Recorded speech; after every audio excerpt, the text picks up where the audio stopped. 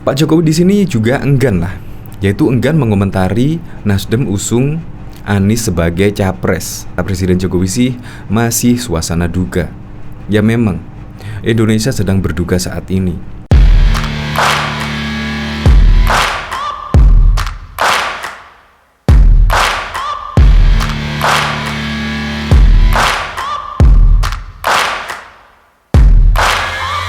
Searching for greatness in a sea of the dying and shameless, a sea of the aimless. I don't wanna be one of the names. Sebelum menyaksikan video ini, pastikan bosku jangan lupa subscribe, karena subscribe itu gratis plus bonus tonton video terbaru setiap harinya. Jangan lupa ya. Karena kadang di sini saya bertanya-tanya ya, kenapa Nasdem ngotot yaitu mendeklarasikan Anies Baswedan sebagai capres potensial di 2024. Padahal kemarin kalau nggak salah rencananya pada 10 Oktober, tetapi kok malah diajukan pada 3 Oktober 2022. Ini sungguh patut diduga. Jangan-jangan, yaitu kemarin kan santer terdengar ya, yaitu KPK, yaitu akan mentersangkakan Anies Baswedan dalam kasus Formula E. Nah itu pun masih isu sih, memang isu yang beredar seperti itu. Apakah jangan-jangan itu bentuk intervensi dari Partai Nasdem sehingga pengumuman atau deklarasi Anies Baswedan sebagai Capres 2024 adalah bentuk intervensi? Di sini juga Partai Nasdem juga membantah jika deklarasi Anies Baswedan sebagai Capres 2024 yang diusung Nasdem adalah bentuk intervensi, juga dibantah. Tetapi kenapa kok tiba-tiba di tengah isu yaitu KPK akan mentersangkakan Anies, tiba-tiba Partai Nasdem memajukan tanggal yang semula 10 Oktober diajukan ke 3 Oktober. Itu sungguh tanda tanya yang sangat besar sekali. Bahkan juga kemarin yaitu tanggal 1 Oktober juga ada insiden sepak bola Indonesia yang juga di luar dugaan, dan Indonesia juga masih berduka. Tetapi Nasdem selang 2 hari tetap ngotot mendeklarasikan Anies Baswedan. Ini sungguh pertanyaan yang sangat besar sekali. Bahkan Pak Jokowi di sini juga enggan lah, yaitu enggan mengomentari Nasdem usung Anies sebagai capres. Presiden Jokowi sih masih suasana duga. Ya memang, Indonesia sedang berduka saat ini. Nah, ini dari detik.com. Presiden Joko Widodo enggan mengomentari soal Partai Nasdem yang resmi mengusung Gubernur DKI Anies Baswedan sebagai calon presiden di pemilu 2024. Jokowi mengatakan saat ini masih dalam suasana duka. Saya tidak ingin berkomentar karena posisinya masih kita dalam suasana duka, kata Jokowi kepada wartawan di Batang, Jawa Tengah. Seperti diketahui, saat ini Indonesia sedang berada dalam suasana duka setelah tragedi Kanjuruhan terjadi seusai laga Arema versus Persebaya di Malang pada Sabtu 1 Oktober malam yang lalu. Dan korbannya sekarang ini juga sudah bertambah. Semoga saja keluarga yang ditinggalkan mendapatkan ketabahan.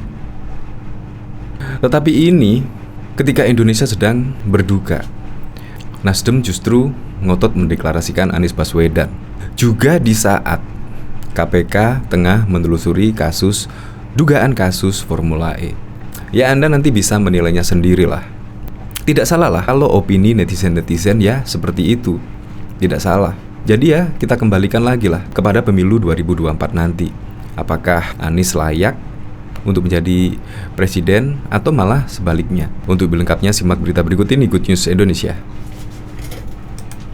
Wakil Ketua Umum Partai Nasdem Ahmad Ali memastikan deklarasi Anies Baswedan sebagai calon presiden Republik Indonesia di Pilpres 2024 bukan bentuk intervensi pada proses hukum yang sedang terjadi di KPK. Sebelumnya, KPK diisukan akan menjadikan Anies Baswedan sebagai tersangka korupsi Formula E oleh KPK. Ahmad mengatakan deklarasi hari ini murni keputusan politik yang dilakukan Partai Nasdem. Keputusan deklarasi dilakukan hari ini untuk Nasdem membangun koalisi, kata Ahmad di Nasdem Tower, Kodang Dia, Menteng, Jakarta Pusat pada Senin 3 Oktober. Ahmad menganggap aneh jika membangun koalisi tanpa ada calon yang diusung. Hal itu dapat menyebabkan ambiguitas ketika berdialog bersama partai lain. Ini menjadi sesuatu yang penting bagi teman-teman koalisi. Nanti kalau mereka dapat tawaran menarik dari tempat lain, kita malah ditinggal, ujar Ahmad. Sebelumnya, Ketua KPK Firly Bahuri disebut memaksa jajarannya menetapkan Anies sebagai tersangka kasus korupsi Formula E. Kepala Bagian Pemberitakan KPK Ali Fikri langsung membantah rumor tersebut. Katanya, belum ada pihak yang ditetapkan sebagai tersangka dalam dugaan kasus korupsi Formula E. Dalam gelar perkara tersebut, dipaparkan hasil pengumpulan informasi oleh tim untuk mendapatkan saran dan masukan dari seluruh pihak yang ikut dalam forum tersebut, kata Ali dalam keterangannya kepada awak media pada Senin 3 Oktober 2022. Kata Ali, dalam gelar perkara, setiap anggota memiliki kesempatan yang sama menyampaikan pandangan dan analisisnya. Dengan begitu, melalui mekanisme gelar perkara yang terbuka, tidak ada pihak yang bisa mengatur. Bahkan diketahui Komisi Pemberantasan Korupsi memastikan penanganan kasus dugaan korupsi penyelenggaraan Formula E di DKI Jakarta tetap berlanjut. Kepala Bagian Pemberitaan KPK Ali Fikri menyatakan proses hukum tidak terpengaruh oleh dinamika politik yang terjadi, termasuk deklarasi Gubernur DKI Jakarta Anies Baswedan sebagai capres dari Partai Nasional Demokrat Nasdem. KPK sangat menyayangkan proses penanganan perkara Formula E yang telah taat asas dan prosedur hukum. Ini justru kemudian diseret-seret dalam kepentingan politik oleh pihak-pihak tertentu, kata Ali seperti dikutip dari Antara pada Senin 3 Oktober. Ali juga mengatakan hingga saat ini Komisi Anti Rasuah terus mendalami dugaan kasus korupsi tersebut. Hal itu merupakan tindak lanjut atas pengaduan yang disampaikan masyarakat.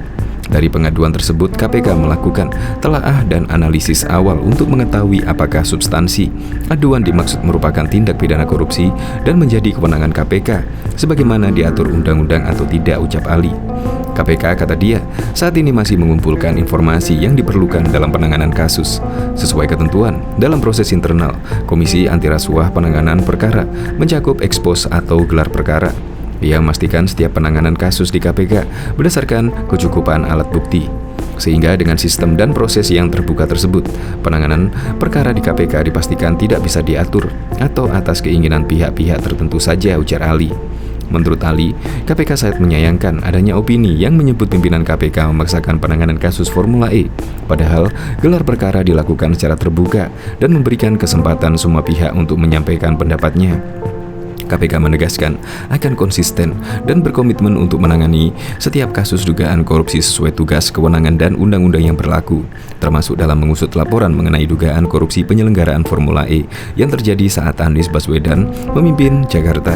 Ia pun mengajak masyarakat untuk terus mengawasi proses penanganan perkara di KPK. Diketahui Ketua Umum Partai Nasdem Surya Paloh mengungkap respon Presiden Jokowi terkait keputusan partainya mendeklarasikan Gubernur DKI Jakarta Anies Baswedan sebagai Capres 2024. Menurutnya, Jokowi menghargai langkah Nasdem dalam menghadapi pemilu 2024 tersebut. Ketika ditanya, apakah saya sudah membicarakan? Apa tanggapan beliau mencalonkan Bung Anies? Ya, beliau ucapkan baik, bagus, saya menghargai itu.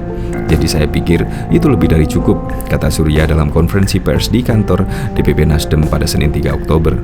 Surya berkata, hubungan dengan Jokowi berjalan dengan baik. Ia mengklaim sebagai sosok yang paling dekat dengan Jokowi. Hubungan dengan Pak Jokowi mantap lah. Ini pertanyaannya sudah terjawab sendiri. Terlalu berlebihan kalau saya klaim. Mungkin saya yang paling dekat dengan Presiden Jokowi. Komunikasi personal baguslah, katanya. Lebih lanjut, Surya menegaskan komunikasi dengan Jokowi berjalan secara intens. Pertemuan terakhir dirinya dengan Jokowi terjadi sekitar 10 hari silam. Ia mengaku akan bertemu kembali dengan Jokowi dalam waktu dekat.